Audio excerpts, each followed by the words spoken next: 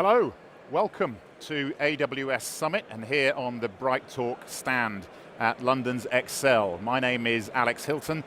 I'm the Chief Exec of the Cloud Industry Forum and I'm delighted to present and moderate this morning's panel session with you from what is a very crowded and very busy Excel Center hall. We seem to have a large queue of people queuing for something that they feel is very important. So hopefully we'll try and keep the noise to a bit of a minimum at the background. But bear with us as we go through this, so hopefully all will be good. So the subject matter that we wanted to discuss today is cloud operations in the 22nd century. Now, you can argue that's a little bit far-fetched, because we'll all probably be worm food by then, but let's try and kind of hone it in a little bit closer and look at the next sort of 10 years or so. So, I have an esteemed panel here who I would like each of them to introduce themselves to you.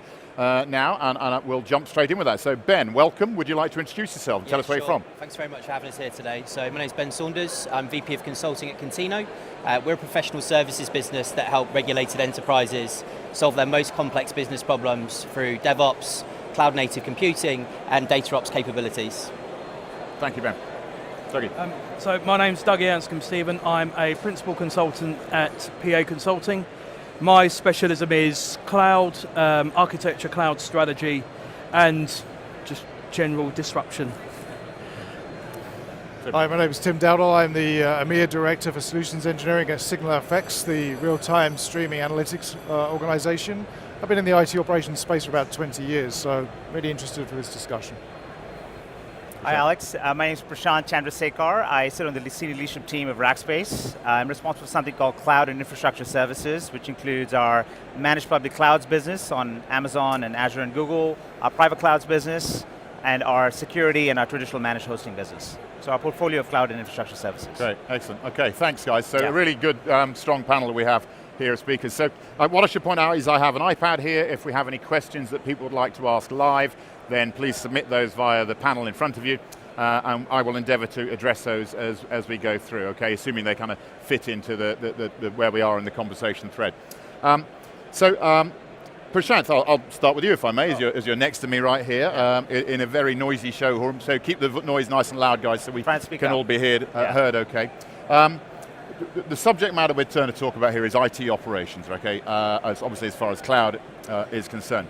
Now, one of the more controversial angles around this could be that in, let's say, the next 5 to 10 years, as IT becomes more and more decentralized, as cloud operations are arguably self-provisioned and virtual machines coming online on a whim almost, that there is no need for a centralized IT department anymore. We will kind of go down the line on this one, but let's have conversations as we get through it. So, Prashant, is that a realistic position that you see, this decentralizing and no longer a need for IT departments? Yeah, that's like asking the same question of, do organizations work in business units or in centralized functional models? Because the answer is like, it probably depends on the time and place for the company's evolution. So no different for, I think, IT departments. I think that you started out in the cloud space where you had a lot of decentralized kind of usage across business units and lines of businesses. And more recently, what we've seen at Rackspace is we've seen a lot more, I would say, CIOs really under pressure from the board and the CEO to say, listen, we need to have a holistic cloud strategy across business units or across the business and really have a sense of governance, a framework for consumption about multi-cloud. It's a huge theme, even though we're here at Amazon, but in general, hybrid, multi, the legacy infrastructure, all that takes kind of a holistic strategy for the company to kind of transform. And we'll talk, I'm sure, a lot about as digital transformation takes root in these companies, it has to be done ultimately in a combination of bottoms up, grassroots, decentralized kind of usage and consumption and ownership, but also in terms of setting the framework for how the company is going to transform coming from top down from a CIO. So really the answer is we've seen a total blend of that model across industries and across geographies. And I don't think there's going to be one model. I think it sort of depends on where each company is in its evolution of its cloud adoption effectively.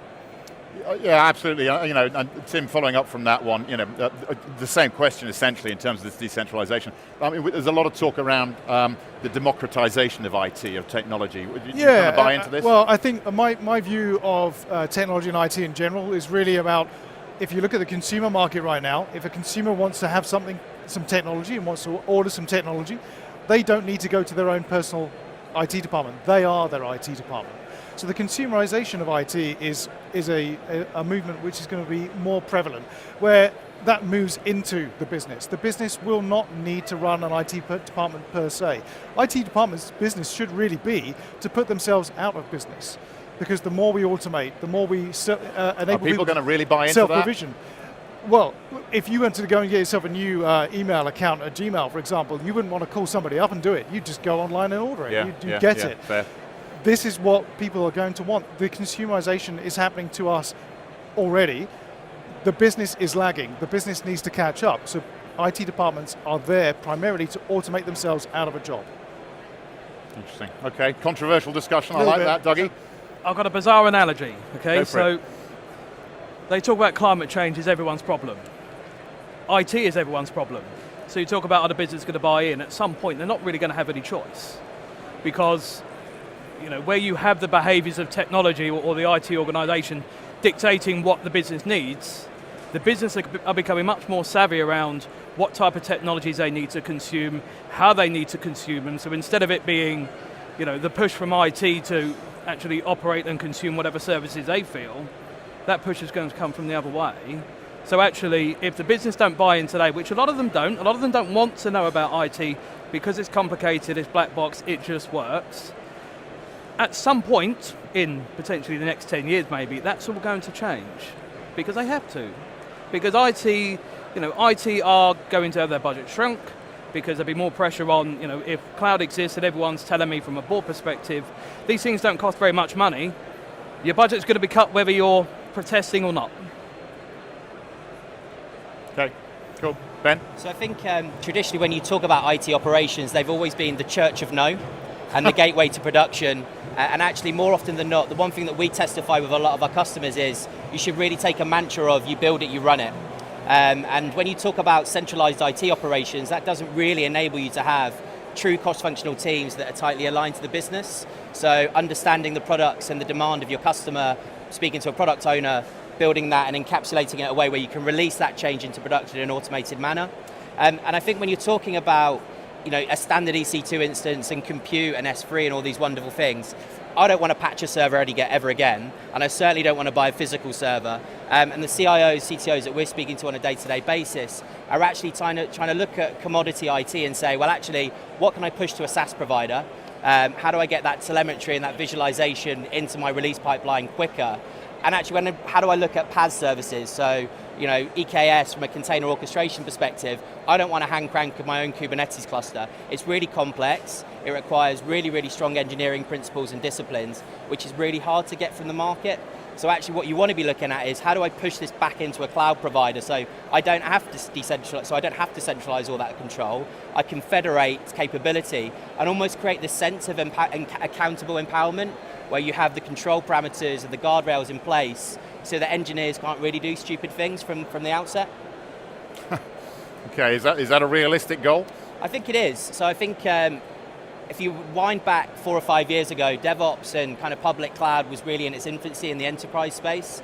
And most of the customers that we're speaking to now start to talk about DevOps as a key component of their enterprise IT strategy.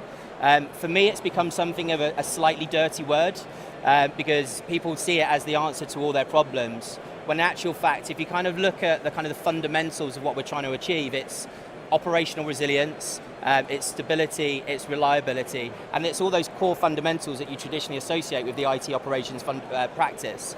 And actually, any good engineer worth their weight in salt would have that built into their DNA, and would actually want to build an application that is highly resilient, highly scalable, and kind of goes over multiple AZs, multiple availability zones. Obviously, that comes with a level of cost complexity to it. And I think that's probably the biggest barrier to kind of the adoption that we're seeing is it is a big undertaking, both from a technology perspective, in terms of your investment, but actually also hiring new people into your organization, but also investing in your traditional IT ops people and actually changing their behaviors so that they're thinking like a developer, but behaving like a systems operator, and kind of bringing those two worlds together is actually one of the the key conundrums that we're helping customers solve. Yeah, okay, very good. Dougie, we've talked for several years now about hybrid cloud, right? Hybrid technology, which is this kind of merging, obviously, of worlds to a degree. in our IT operations world of the future that we're looking to, where's hybrid appear on this one? Are we fully, software defined data centers? Is everything in this on-premise, even private world to a degree gone at that point? Are we fully public? So it's one of those it depends moments, isn't Yes. it? And the principle there is that you shouldn't. People look at cloud as an entity. People look at on-premise entity and try and detach the two. You have a computing need, and you have facilities at your disposal, whether it be private, public, or on-premise. So depending on what your need is, you look at the economics of it, you look at the security of it, you look at the operability of it. You look at also things like, is it still going to be here in 5 years' time? Is it still going to be cost efficient in 5 years' time? So instead of, hybrid to me should be almost a de facto standard to look at. You say, right, we're going to start with the view that we're going to have some services on premise because we deal with a lot of sensitive data and we're not prepared to put that in a public space. And that's okay. I've used the term a couple of times from clients called reverse hybrid, because generally you look at putting some of your ancillary services in a public cloud, but the majority of it on premise. I think we need to start looking the other way around. Your on-premise needs to be that, it's almost that last bastion that you need to contain some very sensitive, operations, very sensitive applications in. But really, unless there's a really good reason, and if the cost stacks up, there should be no reason to keep it where it is just because you want to. Because, nostalgia says, let's keep it on premise because I really like those servers in the rack and they're really pretty with the colors. It's not what you need to do. You need to think much more holistically now. Which will bring what though? By thinking holistically, that's going to be more cost effective. I mean, that reason to move that legacy application that's depreciated to the cloud is what? Why don't I just, keep it on? You go and talk with the guys at IBM, they'll sell you a mainframe. Of course they will. But the principle of thinking holistically is that IT doesn't operate as an island in isolation. The IT reports to the business. The IT, affects the bottom line and the top line. Okay, you got to stop thinking that IT is in isolation. Nobody understands that actually to do the best, the best of what we need for our customers, for the consumers of our services, we should consider what the best approach is going to be. And hybrid should be that standard to start. So you're not adding, any type of bias around, it should be cloud first. That's a bias because actually cloud first might not be relevant for your type of company. It might not be, suitable principle to actually apply to that application. So if you consider hybrid as a concept, first you get the best of both worlds, and then you go through all of your, the principles that you have, all of the controls that you have, all of the checks and measures, look at the cost benefit. Then you should be coming up with an answer there. Okay, all right, fair enough. So Prashant, from your point of view, obviously with the Rackspace hat on here, where are Rackspace now on this hybrid journey, and how's Rackspace managing, the managed services scenario at the moment? Absolutely, I think that it's absolutely fundamental to the customers that we work with, right? So if you think about Rackspace over the past 20 years of our history, we started in the managed hosting business. We had our own public cloud, then we actually had partnerships with our big third-party clouds like Amazon. And so ultimately, and we have our own private cloud. So the point is that customers are on a journey. We followed our customers, and that's the reason Rackspace has evolved on its own. And that reflects effectively what's going on in the industry, because companies, I think there's a romantic notion that you could actually do all of it overnight. To your point, I don't think it's possible overnight. I think that the reality of the situation, and a practical CIO would take a realistic approach and say, today it is a hybrid world. And I think that if you unlock truly the entire addressable market that's out there, which is $1 trillion of spend all in, if you think about IT, that's what the third-party cloud providers or the hyperscalers like Amazon is going after. And that's where the big dollars exist, right? So if you think about all the announcements that either Amazon, Microsoft, or Google, or even Dell have made, right? It's about Amazon Outposts, it's about VMware on AWS, it's about Azure Stack was, there's obviously they launched that a couple of years ago, and then Google with Anthos, which is a very, very significant hybrid announcement. And all of that, by the way, getting accelerated through modems like, through modes like Kubernetes or, frameworks like Kubernetes, I think is going to accelerate the movement of workloads. Ultimately, I think it is a hybrid world, there's no doubt. And the big hyperscalers like Amazon have recognized that. They've put teeth behind that, put money behind it and investment. and only because they realize it's a massive opportunity. So Rackspace is really, really well positioned from our vantage point about helping customers move from one form factor to another, and to your point, doing it using a completely kind of a trusted advisor mindset to say, what is the right platform for the right workloads? Because today, it may not be the right place for certain workloads, and not to suggest that it's not going to happen in the end. In the end, the destination is cloud, and that's what we say at Rackspace. The destination is cloud. It's also a cloud-first world, whether that's public or private or hybrid in some form or flavor. But the reality is that there's a movement. The question is like, how realistic and how practical do you want to be when you think about security, when you think about things like PCI compliance, when you think about all these other healthcare, financial services, even though there are more and more companies taking huge bets and with the public clouds, and they're certainly saying, let me have a primary public cloud provider, and with recognizing that they have a hybrid strategy and have a secondary public cloud provider, and so that's absolutely a hybrid and a multi-cloud world. There's no doubt that that's where we are today. I would agree with that. Now, Tim, obviously, from your point of view, with SignalFx, from a SignalFx perspective, you're about monitoring those cloud services. But how are you managing that in this hybrid world again? Well, there's a couple of things there, right? So people will be quite used to monitoring their on-prem, their private clouds, and they'll be doing that probably with traditional tools. They might have monolithic applications they're using there. What the challenge that we're seeing at SignalFx is with customers moving to the cloud, the pace and scale of that, it far outstrips what you have on private cloud.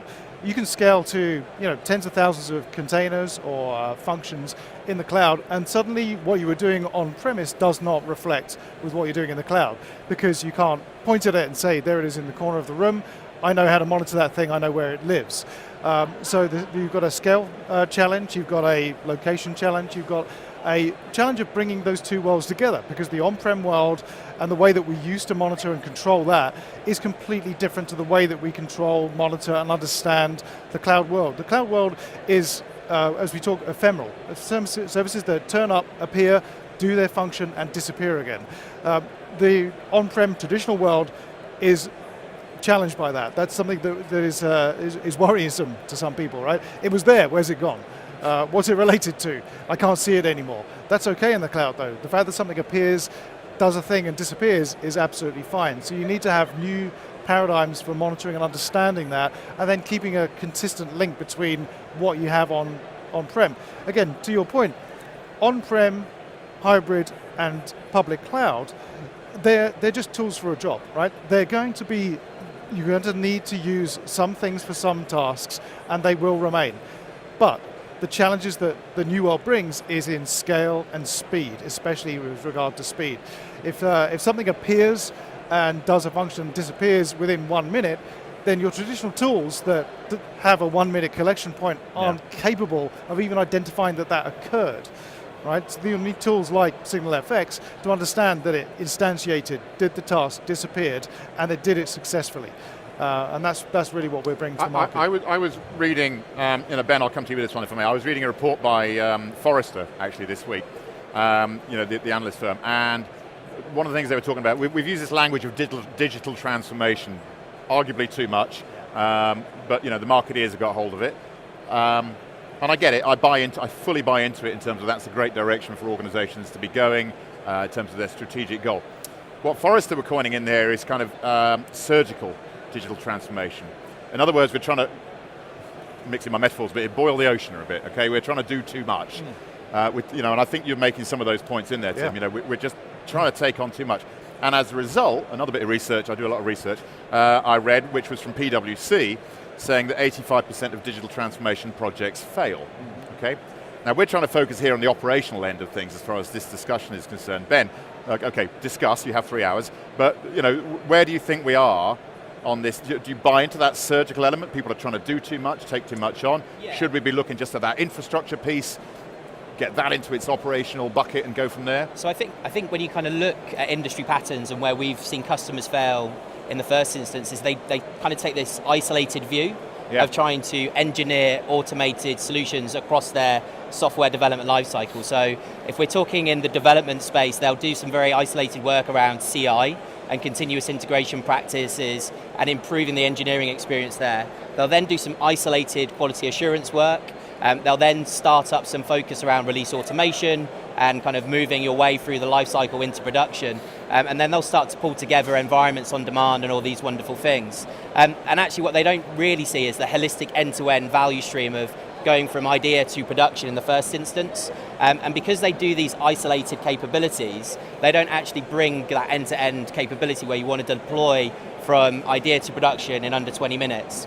And actually I think where we see customers go wrong in the first instance is they don't go all the way to production with their first use case when they move to public cloud or they talk about digital transformation. They'll probably go halfway to dev test, or they might go to pre-production because they're worried about data sensitivity and data classification of sensitive customer data, when in actual fact what you should be doing to drive that digital transformation agenda is being brave and being bold and identifying a use case which has actually got compelling business value associated to it. And actually that's probably one of the misdemeanors of not being able to tie that digital transformation agenda back to true business outcomes. Yeah. So when we speak to engineers, we talk about, well, why are you doing DevOps, why are you doing continuous delivery, and why are you doing public cloud? Well, we've got to get to market faster. Okay, but why? Why have you got to get to market faster? And we continuously ask our customers why? And you kind of dial it back to kind of the intricacies of, I've got a new mortgages application which I want to launch to market, and as a result of that we're going through digital channels and we're hoping to grow and increase our capability of mortgages by 25% over a 3-year period. And that's the fundamental reason as to why that digital transformation agenda doesn't happen, because you're not tying it back to business outcomes, and it's just a very engineering focused capability as opposed to business alignment, engineering disciplines, and actually bringing that process and technology component as a holistic view. That's a good point. Really, we should really be talking about digital business transformation, because digital transformation does keep it contained within the engineering space, right? And while that's useful, to your point exactly, if there's no business outcome, if there's no key driver for doing it, if you don't have a clear, defined result for moving something into a cloud environment, whether it's public, private, or hybrid, wherever it is, then you are missing the point. And you would be just doing it for the sake of it. Yeah. We were talking about this earlier, and sorry to cut across you, but if you're not getting value from something within 3 months, you should stop doing it, right? And we're talking about the 22nd century, which is close to 100 years away, but the cloud changes at such an accelerated rate. And if you're spending too much time theorizing and analyzing about the technology components which you should be consuming, you've already lost, right? So you need to start proving, providing evidence, having the data points, and actually taking a build, learn, test, grow capability associated to this, and actually recognizing that you will fail, but actually that failure should be recognized as an opportunity to then change your business direction, pivot, and actually improve the products and services that you're delivering. I don't know about you, I find in these kind of conversations, everybody's talking about, obviously, the successes that everybody's had, right? But actually, there's nothing wrong with talking about some of the failures, to your point there, I think. I'm not going to put you on the spot and go tell me about a customer story where you failed, because that might not be the address that you want to make. But, do you agree with the principle around that, Prashant, that actually things don't always work? Yeah, absolutely. You cited a couple of reports, and so it's actually there was actually an interesting stat that I read recently that companies that actually hire chief digital officers are actually less successful in actually in digital transformation efforts. So it's kind of ironic that people are trying to, we talked about top-down and bottoms-up kind of approaches. And I think it's still a very, very difficult problem. That's why companies like Rackspace exist, to kind of help companies navigate through that. But what we've seen work and not work is really when companies, let's just talk about where it works, and I think you can think about the remainder of the equation is kind of where I think people have issues. And it's all about starting with a set of workloads, and I think you mentioned this, which is starting with a set or a few workloads where there's a differentiated business outcome in the company, where it could be something that's value added, not a back office kind of situation that could be sent to SaaS, to your earlier point, and that's really, people don't really recognize the value, but something that's really going to transform either the customer experience, how you actually operate to understand what your customers care about, to then go and build products and capabilities to deliver to them. So something that's very meaningful for the company from a true top line and kind of growth perspective, and start with a very kind of defined application or workload and prove success there before you actually move on to other workloads. So on average, companies have maybe about, call it, the companies we work with probably have about 500 to 700 workloads in general, applications in general, right? So that's fairly large in scale in terms of like, how do you actually go and handle that, and so mid-market companies, enterprise companies, and so that sort of gives you a sense that, hey, where do you focus, where do you prove success, where does a CIO want to place a bet to say, their cloud strategy is actually returning something in a defined period of time, and then go and expand from there. So that's really, and concepts like DevOps, how do you test all those principles in a in a control group, in a small team, small is relative, but still in an effort that's controllable, versus saying, DevOps, which is a cultural concept more than anything else, is like, it's very hard to say everybody operate a certain way. So you have to start with a vantage point and then grow from there. So that's typically how we've seen things work. And the opposite is where people try to do, kind of much more, kind of big bang kind of approach to those. Okay. Dougie, from your point of view, are you seeing people focus more now? In terms of the nature of the projects, again, at an operational level here, or is it still looking at big picture? So it depends where you go to, depends where you have either still quite a traditional outlook to IT and things like that, or there was a company I was at a couple of years ago where they were very, very digital first. So actually you see the two different focuses there. I think going back to the point where you talk about failures and you talk about focus, there's an interesting thing there where actually where you talk about cloud operations being a component of the digital transformation. This is a great example where actually the digital transformation from a technology perspective didn't fail. What happened was actually the business failed, but that actually gave me a really good example of how you can go on the journey to actually start to consume cloud if you're going from particularly pure traditional. And the point there was that they had a business objective and cloud wasn't on the roadmap, but that business objective then equaled that actually based on our requirements, based on what we want, based on the velocity that we want to start rolling out some applications and experiences for our customers and things, cloud was on that. It failed because the business wasn't ready, which is that it is so what it is. So a cultural thing. It was quite literally a cultural failure. So where we talk about cloud operation in the 22nd century, where we talk about from my perspective, customers actually consuming their own, going to a marketplace, consuming their own services. When I go back to companies like that, I say you're not going to be ready because, you don't see, you don't really understand what a digital transformation is. You still want to work in this cottage industry style way of operating, federating down so everybody has their own roles and responsibilities, and IT's over there, and we don't want to think about that because it scares the living daylights out of us. I think that's an interesting point though there, because you're talking about culture, and it's really, culture is a product of strategy, right? You set a strategy, people will follow that strategy, and that culture should come from that. If you don't have the right, the right culture in place, and people aren't ready to move at the speed that they may need to, they won't be able to do it. They will be stuck in their previous ways. There will be no strategy to say we need to move at this speed, we need to move at this pace, we need to change the way we work. If nobody changes the way they work, they will continue to work the same way they always did.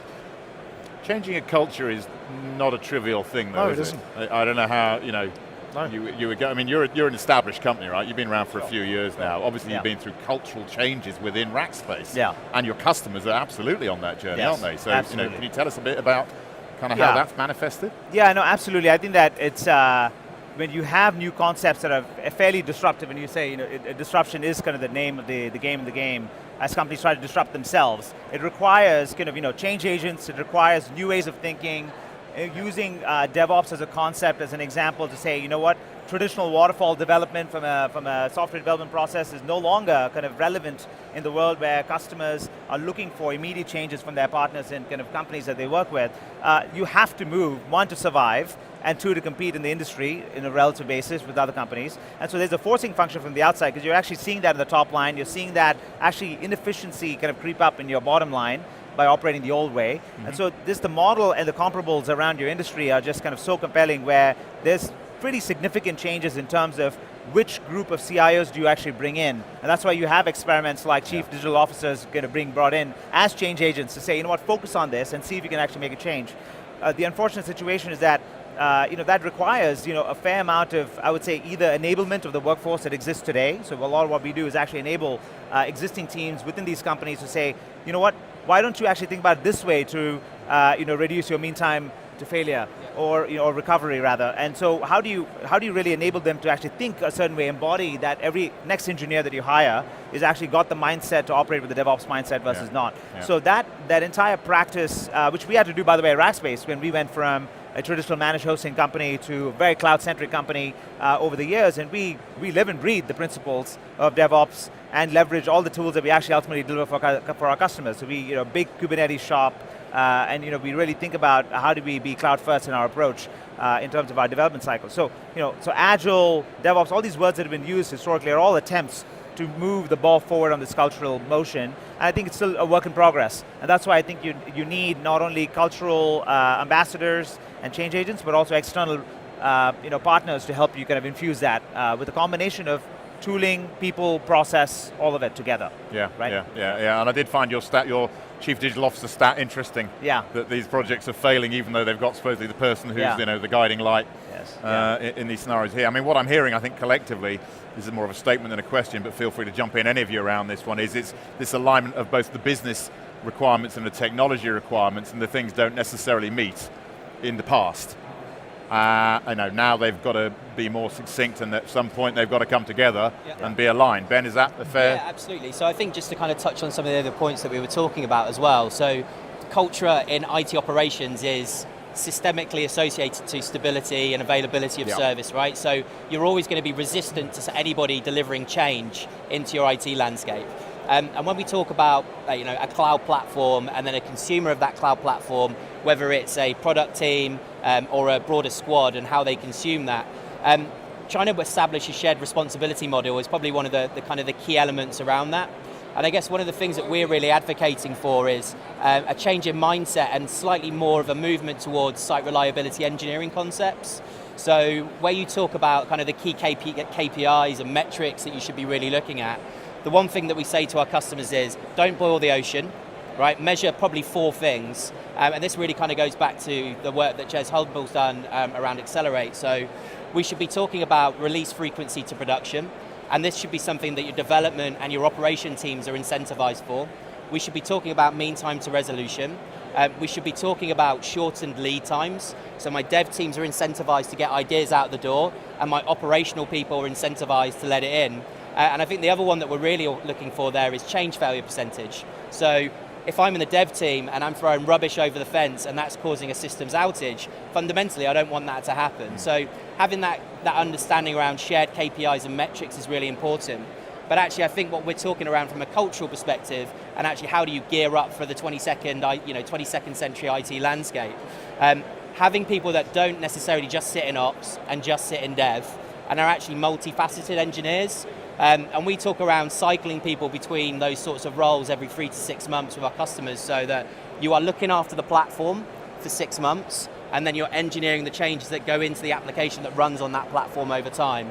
And then you're starting to look at kind of your SRE golden indicators to really measure the performance and the telemetry of that system. So you're looking really at packet errors, latency, saturation, all of those kind of golden indicators that you really want to understand. And actually if you break the platform, nobody's going to want to work with you, first and foremost, right? You're not going to be trusted to deliver changes into production.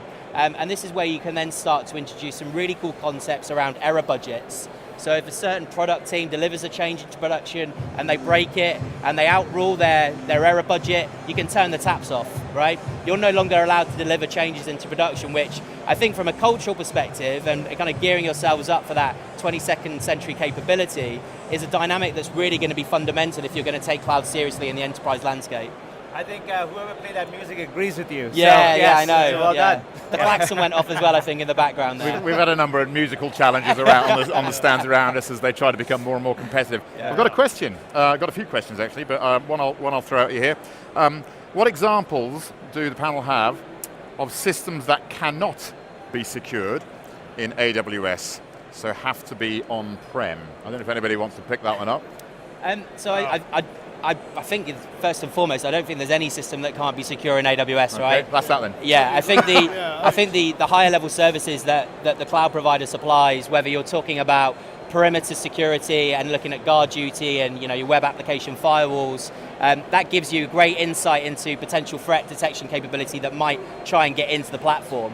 but actually you're kind of talking about defense in depth capabilities. And actually I would advocate to say that the public cloud is more secure than your on-premise capability, right? So where you're talking about continuous compliance, running AWS config to understand where you've got deviations and open ports, security groups are outside of control parameters, you can get that instrumentation and that understanding from the outset. And for me, I don't think there's any single workload that you could openly say, I can't move into AWS and it will be less secure. I think that's an interesting question, but certainly one that I think the rest of the panel will probably challenge as well. I think it goes back to your point earlier on. The last thing you want to do is patch a server, right? Yeah. And most of the vulnerabilities today come from unpatched servers. We've moved on through the security landscape through different phases, but still people are like, oh, what about patching? Like, oh, don't worry about that. It's all about white hat hacking. It's all about pen testing. It's about threat surface. It's all that sort of thing. But patching is the key area where if you have on-prem, it's the last thing that people do, and they don't do it very well. You don't want to own it anymore. Don't own it. Put it in the cloud. It is going to be order of magnitudes more secure in the cloud. Yeah.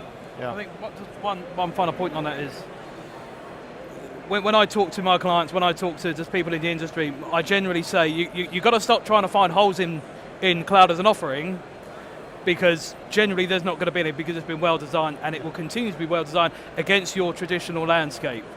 Again, just look at, stop trying to find the niggling thing there that you can say, yeah, cloud's a bad thing. Just accept that it's really good, and then work back from there and say, okay, what are my red lines from a business perspective that I can't have? For instance, it may be that you don't want to, you need a, high availability for your system. However, part of that may be that you've got to put it into Europe or into US or something like that, but your company says, no, all the data's got to stay in the UK. Fine. That means potentially a public cloud isn't really one for you. And that's okay, but public cloud as a concept is much better than traditional. I think everyone would agree with that. Yeah, so let's get over it, You can still mitigate that as well with realms in country as well. Oh, absolutely, yeah. So it's still much less of a challenge than it's been in the past. Yeah, definitely. I think agree with all the points that I mentioned. I think that even beyond that, I think if you think about what the companies have done, the ecosystem that exists around public cloud, around security, it's very, very robust, right? So not only do we have the public cloud providers launching, at least in terms of like visualization and actually aggregating a lot of information to ultimately tell customers, in fact, it is secure, and it's secure, more secure than many things. For example, AWS, you got Azure Sentinel, you got AWS Security Hub, you have Google Security Command Center. So these are all native security capabilities that are effectively being launched by these folks or these companies that are ultimately trying to say, listen, security is the forefront, no doubt. So let's actually put it front and center. And and that's mostly a basic level of kind of foundational level of visualization and kind of an approach for companies and customers to kind of make sure that they're self-assured or assured about it.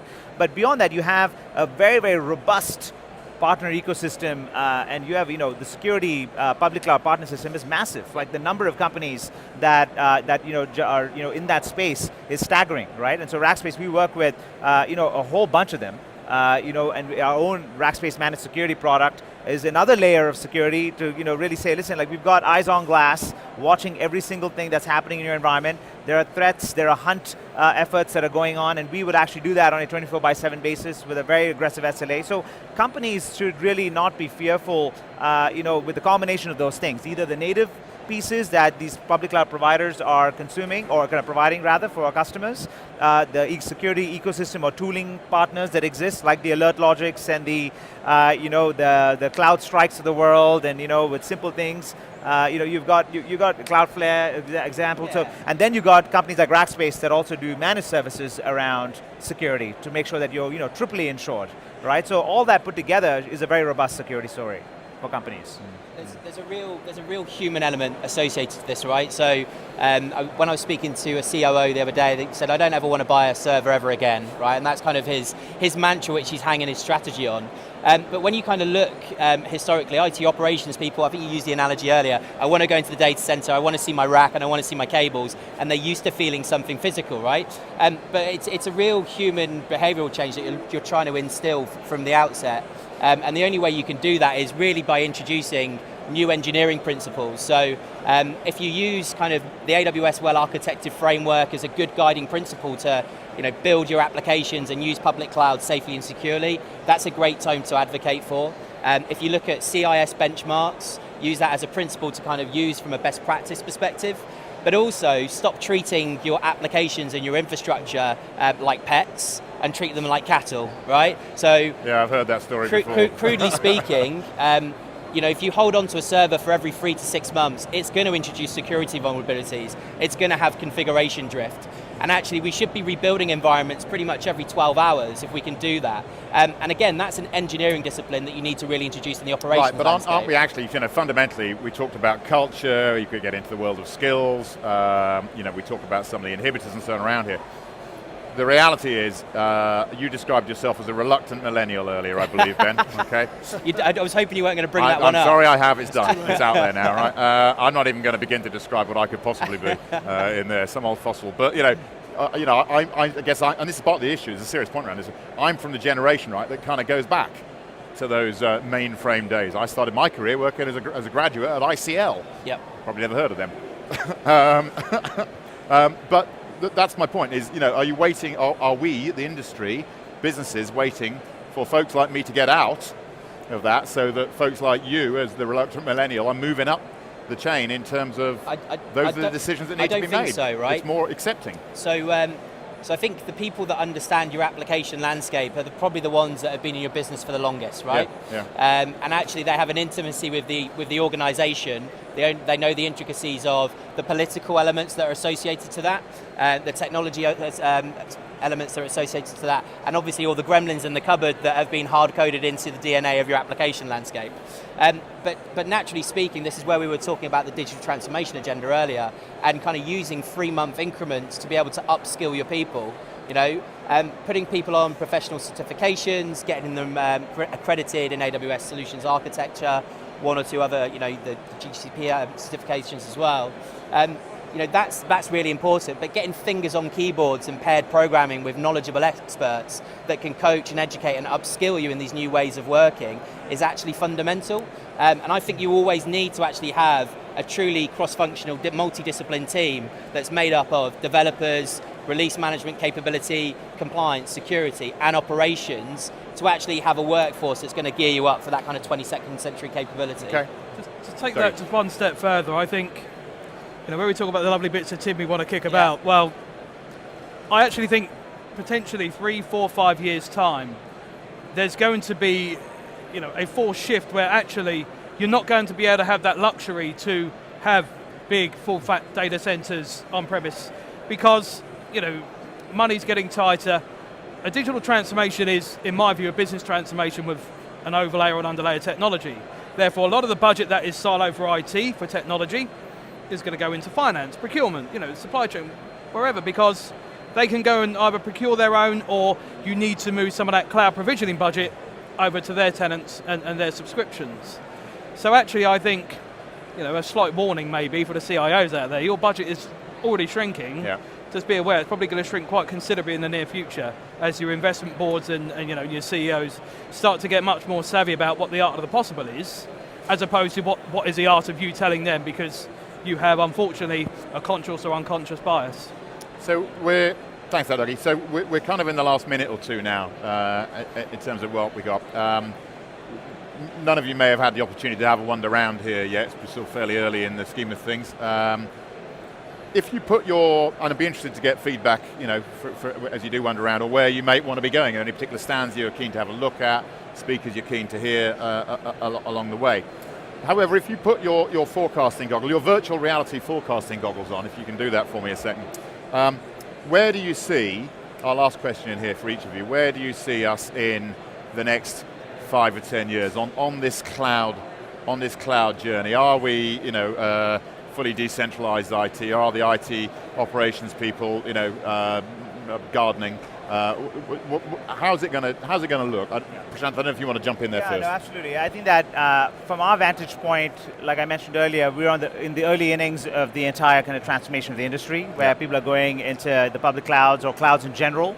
So I would just expect a massive acceleration over the next 5 years. Just a massive acceleration where workloads are going to move to the public cloud. That's a foundational statement number one.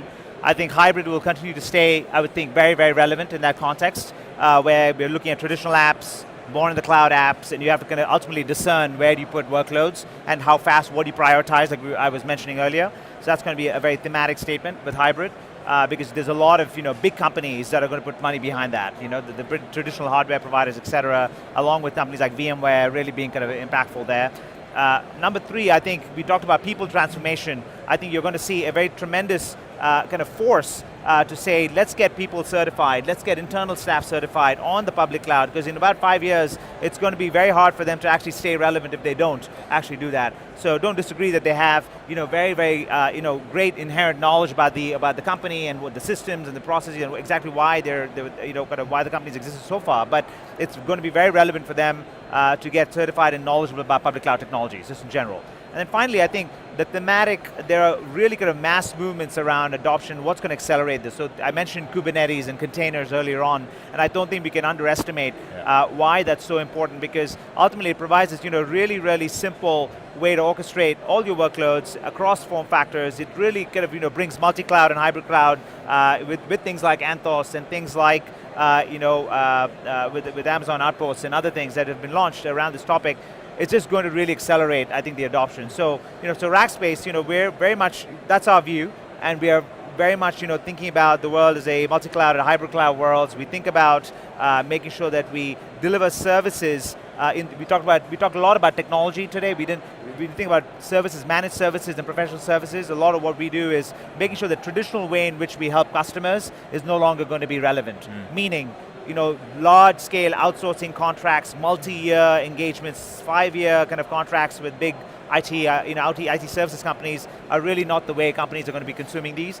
We launched something called Service Blocks last year, which is effectively a way to deliver almost a utility-based service to say, what, if you want to architect and deploy at this point in time for this particular application, that's what we'll do, and that's what we're going to charge you for. And then if you want us to manage and operate, great, we'll do that too, and we have a massive scaled staff with thousands of certifications, but if you don't want that, that's okay. But if you want to optimize your costs because you've been 3 years into this journey and your costs have gone out of control, we will provide cost governance and cost the broad shopping list of things you can do. Right, so it's basically a very bespoke set of things that we do, and that's the idea, and that's where the industry is going. Cool. Thanks. Tim. So I think the key thing is acceleration, right? Everybody's talking about speed, acceleration, and how you do things at scale, right? And as far as SignalFx is concerned, we're all about being able to keep up with that. So when you talk about what are the operations teams going to be doing in 5 or 10 years, the key thing is keeping up, absolutely keeping up. The way that the things have been done in the past is too slow.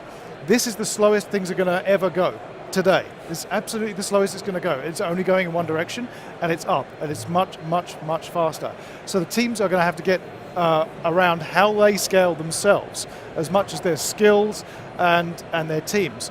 And then at the same time, as I mentioned earlier on, there's going to be a blend of democratization and self-service, which they need to keep up and ahead of as well. Like I said, my belief is that an our operations team's job is to put themselves out of work, right? Automation is key. We didn't talk about it a great deal, but if we talk about machine learning as it is today, when that improves, and that won't happen in 10 years, I don't believe, it's going to take longer than that, to systems which can control, monitor, and understand themselves, then that sort of job changes. Today's IT operations is different to what it was 5 years ago, right? Yeah. To what it was 10 years ago. It will continue to change, it will continue to accelerate. But the key thing is acceleration. Yeah, okay. So you need speed, ability to observe at speed. Thanks, Tim. Okay, it's a good point. We're getting time, Dougie. So, 10 years time, build your own. So self-service, Power Apps, Microsoft Flow, or no coding solutions.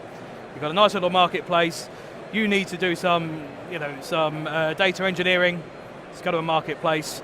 You will have a core IT shared services function, but it's empowerment for the customer. Like that. Okay. And I think just to kind of round on some of the points that have already been said, I think the AI and ML landscape is going to completely unlock IT operations. Yeah. So where you've typically seen IT ops be a reactive body, I think you're going to be more proactive around correlation of incidents, where are our defects, where are we experiencing spikes in our technology landscape, so that you can forefront kind of the growth of your technology, 2 days before a major event where it's backs, chaps payments, or Black Friday and everyone's trying to buy a PlayStation for their kids at Christmas. So that sort of stuff around the decentralization of that data into kind of your cross-functional teams is going to be really key, we think, over the next 5 years. And actually, I do think that the point that Prashanth made earlier, previously I would have said that private cloud was something more than a vanity project, and it would be destined for failure. But actually I think the likes of Anthos, Outposts and Azure Stack are actually kind of now inviting the cloud providers into our customers' data centers, right? So that's only going to accelerate cloud adoption.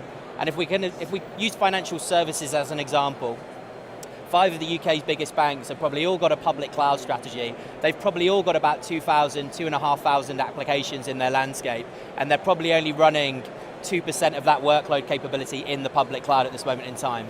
So the runway in public cloud is going to only accelerate at a massive, massive scale.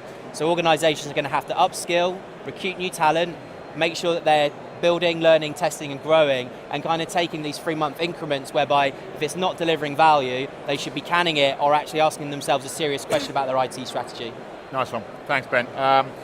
Thanks, guys. Great. I think we can probably go on with this one for quite a while, and you start to talk about AI and IoT. Yeah, that's a whole different. Let's not go there yet. Whole other conversation. We got another session on security. We were talking about security. Got another session on security back here this afternoon. But I really would like to thank the 4 panelists, and really great knowledge and experience and skills and perspectives here. So thank you, all 4 of you. I hope you've got value out of the session as well, but at that point we will wrap it up and conclude and hopefully see you soon. Thank you.